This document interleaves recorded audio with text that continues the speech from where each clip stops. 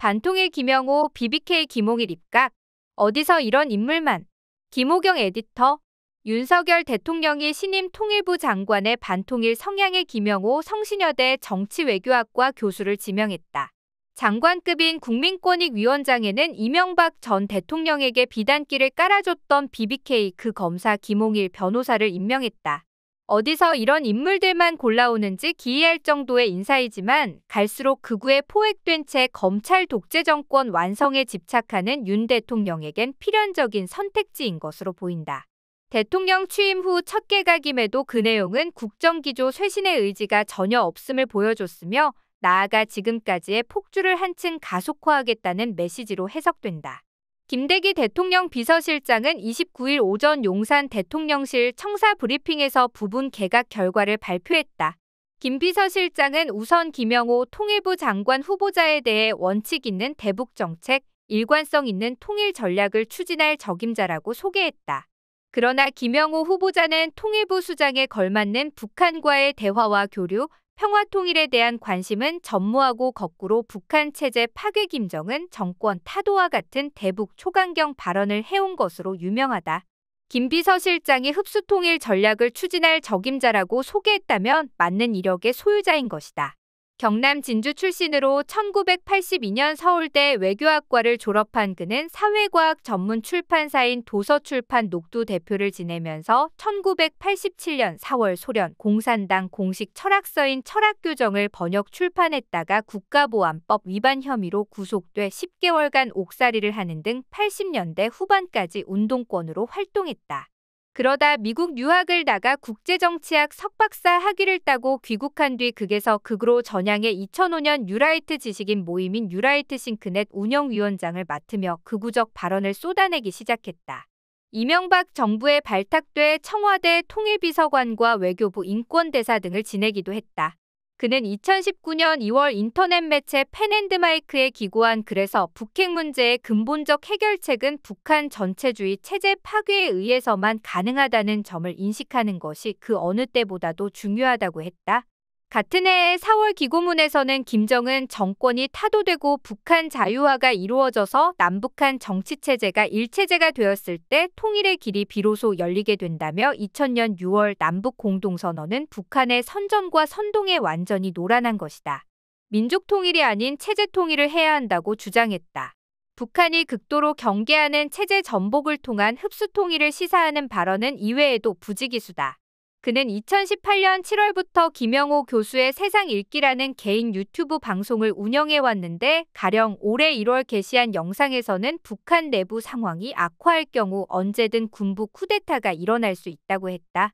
다른 영상에서는 노태우 정부 시절인 1991년 12월 채택된 남북 비핵화 공동선언에 대해 대한민국에 오히려 족쇄로 작용할 수 있다면서 윤석열 정부에 파기할 것을 촉구했다.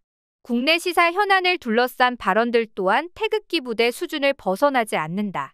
2017년 헌법재판소의 박근혜 대통령 탄핵 결정을 체제 전복 세력에게 붉은 카펫을 깔아주는 결과를 가져왔다고 맹비난했고 촛불 시위엔 전체주의적이라고 매도했다. 2019년 7월 이영훈 전 서울대 교수가 쓴 반일 종족주의 북콘서트에 등장해선 일제 강제동원 피해자들에 대한 배상 책임을 인정한 2018년 대법원 판결을 두고 반일 종족주의적 사고에 사로잡혀 있다고 폄훼했다. 김영호 후보자는 또 통일부와 외교부를 합쳐야 한다며 외교통일부를 만들어야 한다는 지론을 견지해온 인물이다. 그래서 통일부 차관의 외교부 출신이 기용된 점도 간과할 수 없는 대목이다. 문승현 신임 통일부 차관은 외무고시를 거쳐 외교부 의전총괄 담당관, 북미국장, 박근혜 청와대 외교비서관, 주미정무공사, 주태국 대사 등을 지낸 골수 외교 관료다. 이로써 통일부는 장 차관이 모두 외부 인사로 채워진 채 앞날이 불투명한 처지가 됐다. 헌법 제4조는 대한민국은 통일을 지향하며 자유민주적 기본질서에 입각한 평화적 통일 정책을 수립하고 이를 추진한다고 명시하고 있다. 통일부 홈페이지에는 통일 및 남북대화 교류 협력 인도 지원에 관한 정책의 수립을 설립 목적으로 대화를 통해 긴장을 완화하고 상호주의와 실사구시적으로 공동 이익 실현을 과제 목표로 소개하고 있다. 대북 초강경 매파이자 통일부 축소론자인 김 후보자는 어떤 측면으로 봐도 통일부 사령탑으로서 매우 부적격이다. 그럼에도 윤 대통령이 김 후보자를 그 자리에 앉힌 것은 통일부를 근본 정체성부터 형해화하고 대북 협력이 아닌 대북 공세의 주력 부대로 삼겠다는 의도가 깔린 것으로 분석된다. 김홍일 국민권익위원장 내정자 역시 부적격인 건 마찬가지다. 그는 이명박 전 대통령에게 면죄부를 준 뒤 MB정부 내내 승승장구하고 지난 대선에선 윤석열 캠프에 합류해 윤 대통령 당선에 공신이 됨으로써 장관급에까지 오르게 됐다. 특수통 검사 출신 찐윤 인사가 권익위를 장악해 독립성을 흔들고 정권 이중대로 전락시키는 게 아니냐는 우려가 안팎에서 제기될 수밖에 없다. 통일부 장관은 국회 인사청문회를 거쳐야 한다.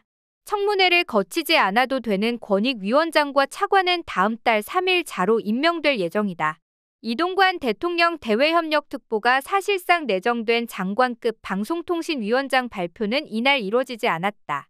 이동관 특보의 방송 장악 전력과 아들 학폭 문제 등에 대한 여론 추이를 놓고 좀 더 간을 보고 있는 것으로 관측된다. 윤 대통령은 이날 문화체육관광부 2차관에 역도 스타 장미란 용인대 교수를 임명하는 등 11개 부처 차관 12명에 대한 인사도 단행했다.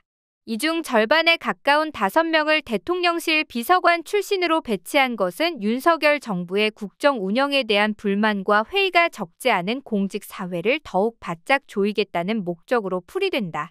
야권은 구제불능의 인사라며 경악스럽다는 반응을 보였다. 더불어민주당 박성준 대변인 국회 소통관 브리핑에서 인사가 만사라는데 윤석열 정부의 인사는 완전히 망사가 됐다. 윤석열 대통령은 어떻게 하나같이 자격 없는 사람만 고르는가라며 극단적 남북 대결주의를 주장하는 사람을 통일부 장관으로 세우고 이명박 후보의 BBK 사건을 덮어준 정치검사를 국민권익위원장에 앉히겠다니 가당키나 한가? 윤석열 대통령의 극우 편향, 검사 편향이 우려의 수준을 넘어섰다고 개탄했다.